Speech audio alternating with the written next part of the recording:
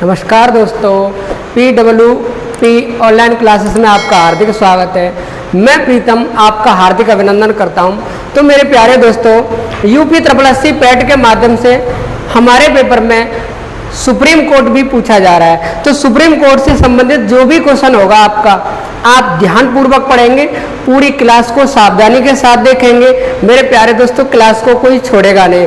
Class में जो भी क्वेश्चन ज़्यादातर पढ़ाए जाएंगे वो आपको पेपर में मिलेंगे। तो मेरे प्यारे दोस्तों, सुप्रीम यानी सर्वोच्च न्यायालय, सर्वोच्च न्यायालय को ही हम सुप्रीम कोर्ट भी बोलते हैं और सुप्रीम कोर्ट को हम शॉर्ट में SC भी लिख सकते हैं।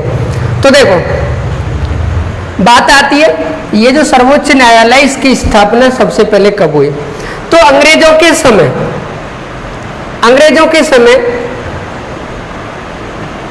रेगुलेटिंग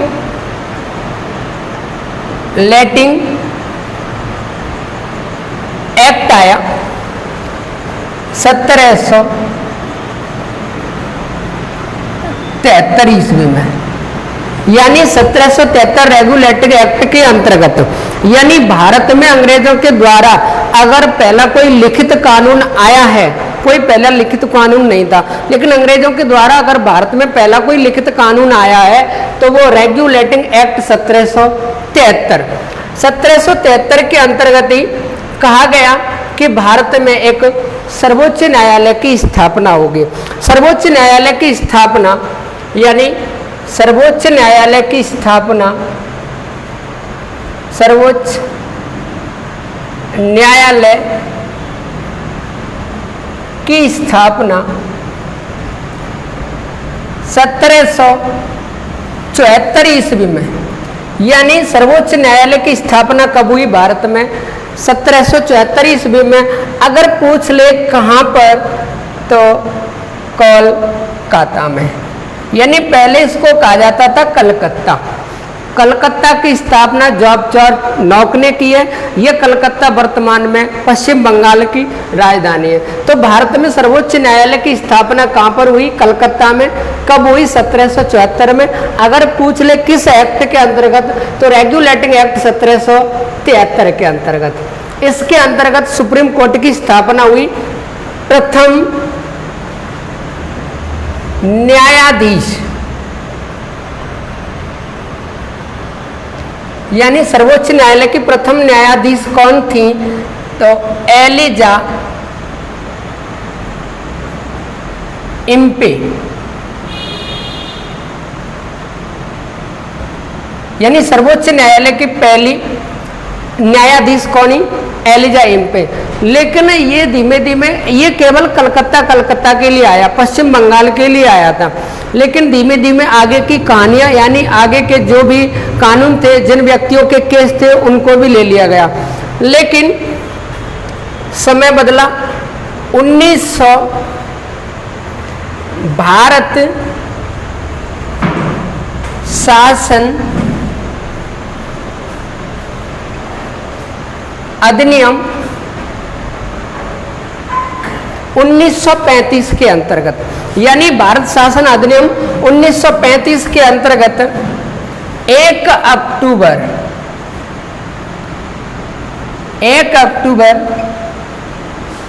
1937 ईस्वी को दिल्ली में और सर्वोच्च न्यायालय की स्थापना हुई। सर्वोच्च न्यायालय की स्थापना हुई। तो मेरे प्यारे दोस्तों, अगर ये आपसे पूछ ले कि भारत में सबसे पहले सर्वोच्च न्यायालय की स्थापना कब हुई, तो रेगुलेटिंग एक्ट के अंतर्गत सर्वोच्च न्यायालय की स्थापना 1774 ईस्वी में हुई। कहाँ पर हुई? कलकत्ता में। इसके प्रथम न्यायाधीश कौन थे? Elijah Impey, sir Elijah Impey. लेकिन समय बदला।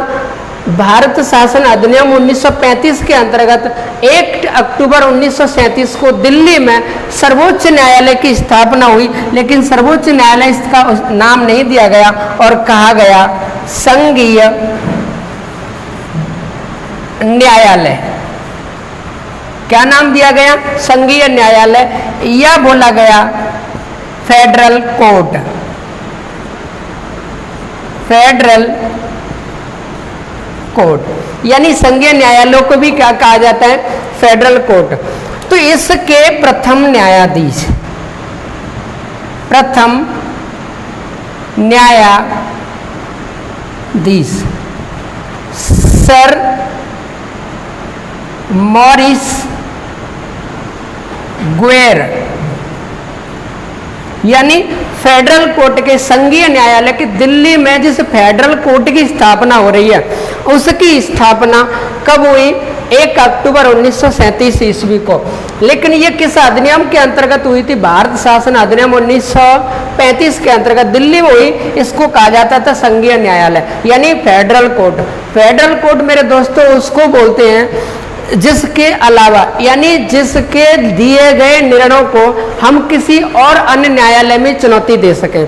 जैसे हमारा ये संघीय न्यायालय फेडरल कोर्ट है, इसको हम चुनौती हम लंदन की प्रीवी काउंसिल में भी दे सकते थे। यानी यहाँ से कोई केस लड़ा गया, यहाँ से अगर हम संतुष्ट नहीं है तो इसके बारे में, इसके अलावा हम केस को कहाँ ले जा सकते थे, लंदन की प्रीवी काउंसिल में। तो ये इसलिए यानी फेडरल कोर्ट था। इसके प्रथम न्यायाधीश कौन थे, सर मॉरिस गुएर। अगर आगे इनके चौथे मुख्य न्यायाधीश, मुख्य न्यायाधीश हीरा लाल जे कानिया। कौन थे, हीरा लाल जे कानिया। यानी इस फेडरल कोर्ट में 1937 से लेकर के देश की आज़ादी तक कितने लोग रहे हैं, तो मेरे प्यारे दोस्तों इसमें केवल 4 मुख्य न्यायाधीश रहे हैं। एक तो सर मॉरिस गुएर, अगर पूछ ले संघीय न्यायालय फेडरल कोर्ट के पहले मुख्य न्यायाधीश कौन थे, तो मॉरिस गुएर। अगर पूछ ले चौथे या अंतिम फेडरल कोर्ट के संघीय न्यायालय के अंतिम मुख्य न्यायाधीश कौन है, हीरा लाल जे कानिया। इसके बाद में देश आज़ाद हो जाता है और ये वर्तमान का जो सर्वोच्च न्यायालय, वर्तमान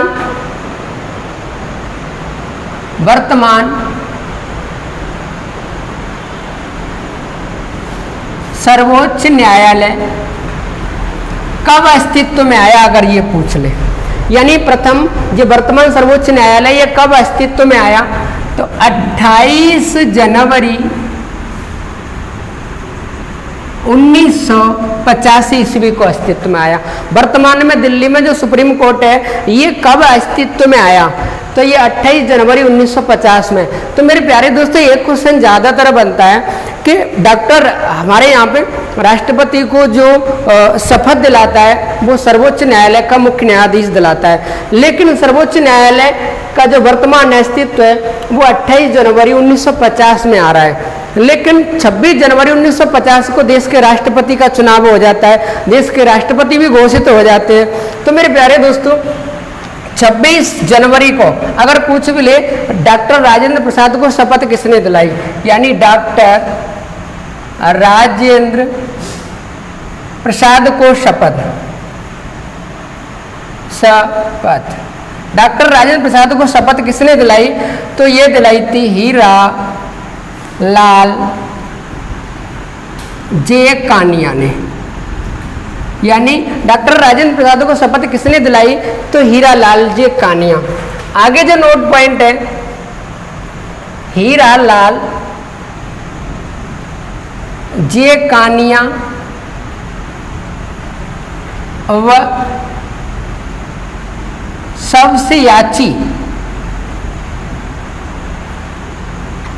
मुखर्जी,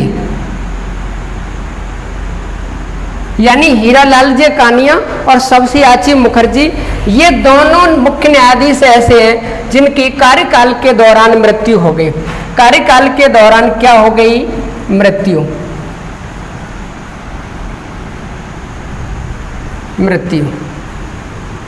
यानी कार्यकाल के दौरान किसकी मृत्यु हो गई, हीरालाल जे कानिया और सबस्याची मुखर्जी।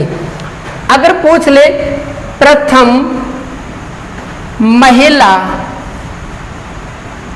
न्यायाधीश, प्रथम महिला न्यायाधीश अगर पूछ ले सुप्रीम कोर्ट की तो वो है मीरा साहिब फातिमा बीबी, यानी सर्वोच्च न्यायालय की प्रथम महिला न्यायाधीश कौन है? मीरा साहिब फातिमा बीबी। अगर पूछ ले ये कौन सी सन में बनी तो 1989 में। ये कार्यकाल हटने के बाद में, अपना कार्यकाल समाप्त होने के बाद में ये तमिलनाडु की क्या बन गई? राज्यपाल। यानी ये पूछा भी जा सकता है कि मीरा साहिब फातिमा बीबी सर्वोच्च न्यायालय के बाद में किस राज्य की यानी राज्यपाल बनी थी? तो तमिलनाडु की। 1989 में मीरा साहिब फातिमा बीबी प्रथम महिला क्या बन गई? न्यायाधीश। तो मेरे प्यारे दोस्तों, आप इसका स्क्रीनशॉट लीजिए। मैं आपको सुप्रीम इस मुख्य न्यायाधीश की योग्यता के बारे में बताता हूं।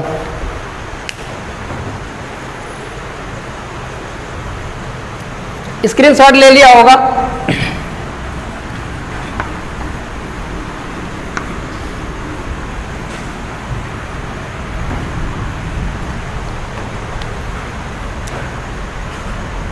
यानी सर्वोच्च न्यायालय के मुख्य न्यायाधीश की योग्यता क्या है?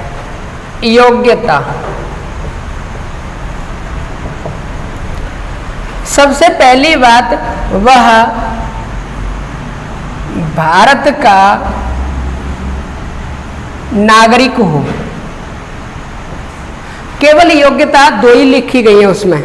आर्टिकल 124 में सुप्रीम कोर्ट का उल्लेख दे रखा है, केवल वह भारत का नागरिक हो, नंबर 1। नंबर 2 पे वह 5 वर्ष हाई कोर्ट का न्यायाधीश रह चुका हो। न्यायाधीश रहा हो। लेकिन अगर ये भी कंडीशन नहीं है तो नाराज होने वाली बात नहीं है कि आप न्यायाधीश नहीं बन पाओगे। या लिखा हुआ है नीचे, या लग के वह 10 वर्ष तक अधिवक्ता के पद पर रहा हो। अगर ये भी नहीं है तो नाराज होने की जरूरत नहीं है। वह व्यक्ति राष्ट्रपति की नजर में पारंगत हो। पारंगत बोले यानी राष्ट्रपति की नजर में वो कानून का ज्ञाता हो, तो वह व्यक्ति राष्ट्रपति यानी सर्वोच्च न्यायालय का मुख्य न्यायाधीश बन सकता है। लेकिन इसमें यह है कि अभी तक इस रास्ते से कोई भी आज तक न्यायाधीश नहीं बना है। लेकिन इस रास्ते से पहली बार वकील कौन बना? तो मेरे प्यारे दोस्तों, 10 वर्ष यानी अधिवक्ता के रूप से पहली महिला, यानी पहली महिला कौन बनी? तो नहीं, पहली महिला नहीं, वर्तमान में वकील के कोटे से 2018 में। नंबर 1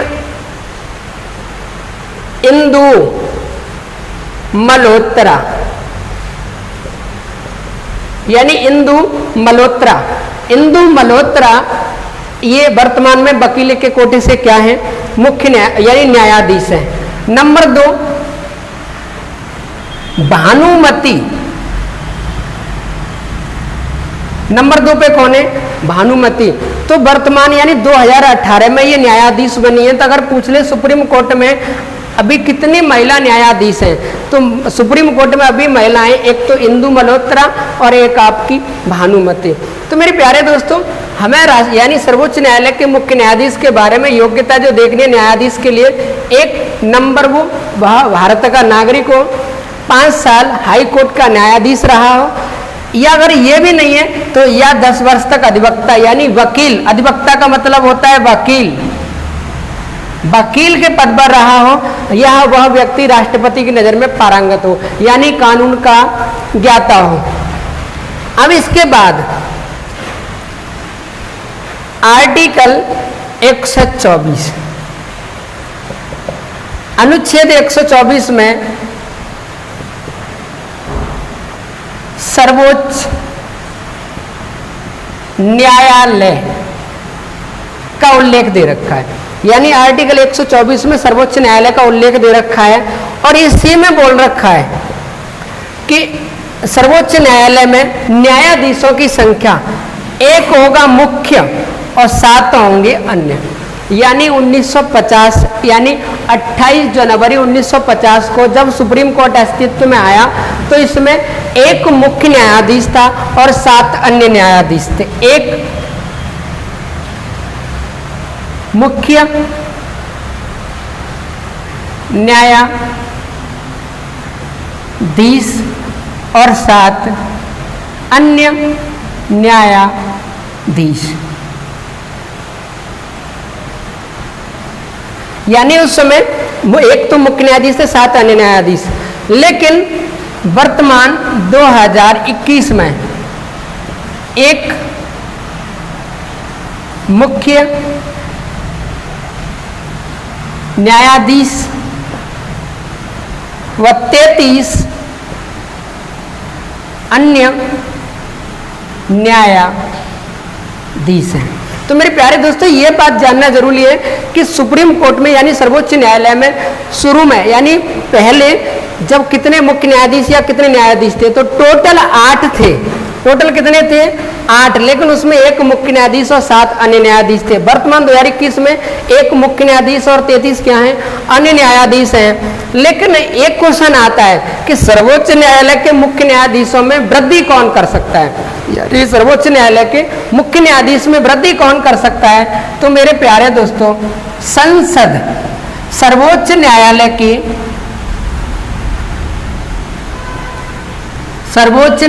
की न्यायाधीशों में वृद्धि कर सकती है। यानी संसद सर्वोच्च न्यायालय के मुख्य न्यायाधीशों में वृद्धि कर सकती है। कई बार क्वेश्चन आ चुका है, लेकिन आज भी सर्वोच्च न्यायालय यानी आर्टिकल 124 में लिखा हुआ है कि सुप्रीम कोर्ट में 1 मुख्य न्यायाधीश के अलावा 7 अन्य न्यायाधीश रहेंगे। लेकिन संसद वृद्धि कर सकती है, लेकिन इसके लिए संविधान में कोई संशोधन नहीं होगा। अगर पूछ ले क्या संसद संविधान यानी सर्वोच्च न्यायालय के न्यायाधीशों में क्या संशोधन करके वृद्धि कर सकती है? नहीं, वो वैसी वृद्धि कर सकती है। लेकिन अगर पूछ ले कौन कर सकता है, तो संसद कर सकती है। मेरे प्यारे दोस्तों, आप इसका स्क्रीनशॉट लीजिए, फिर मैं आपको आगे बताता हूँ।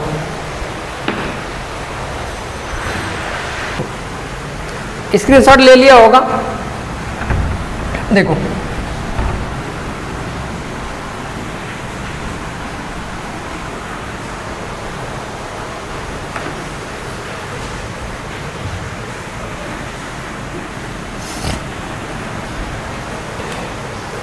पूछे अब तक कितनी बार सर्वोच्च न्यायालय के मुख्य न्यायाधीश रह चुके हैं? तो 1950 से 2021 तक वर्तमान मुख्य न्यायाधीश, वर्तमान मुख्य न्यायाधीश पूछ ले NV रमण। अगर वर्तमान में मुख्य न्यायाधीश पूछ ले 2021 में, तो NV रमण। इनसे पहले अगर पूछ ले इनसे पहले कौन थे, ये तो वर्तमान में 2021 में। अगर पूछ ले इनसे पहले, तो शरद अरविंद बोबड़े। कौन थे? शरद अरविंद बोबड़े। ये नंबर 48 में है और ये 47 में। लेकिन इनसे भी पहले पूछ ले रंजन गोगोई। कौन थे? रंजन गोगोई। और ये कौन से नंबर के थे? 46 में। तो मेरे प्यारे दोस्तों, वर्तमान में मुख्य न्यायाधीशों की संख्या अब तक कुल कितनी रह चुकी है? 48। 48 में कौन है, एन.वी. रमण, इनसे पहले शरद अरविंद बोबडे और उनसे पहले रंजन गोगोई। और मेरे प्यारे दोस्तों एक क्वेश्चन नोट करके लिखना है कि जितने भी मुख्य न्यायाधीश रहे हैं उनमें सबसे अधिक कार्यकाल किसका रहा है, तो Y.V. चंद्रचूड़, यानी सबसे अधिक लंबा समय कार्यकाल किसका रहा है, Y.V. चंद्रचूड़ का 7 वर्ष 4 माह तक, यानी सबसे ज्यादा लंबा समय मुख्य न्यायाधीश तक कौन रहे हैं, तो Y.V. चंद्रचूड़ 48वें नंबर के, 47वें और 46 में। तो मेरे प्यारे दोस्तों सर्वोच्च न्यायालय के मुख्य न्यायाधीशों के बारे में और सर्वोच्च न्यायालय के बारे में आपने भली बात ही समझा होगा। तो मेरे प्यारे दोस्तों अगर क्लास अच्छी लगी हो तो क्लास को शेयर करें और लाइक भी करें, और मेरे प्यारे दोस्तों ज़्यादा से ज़्यादा क्लास को शेयर करें और सब्सक्राइब करें। Thank you. जय हिंद, जय भारत।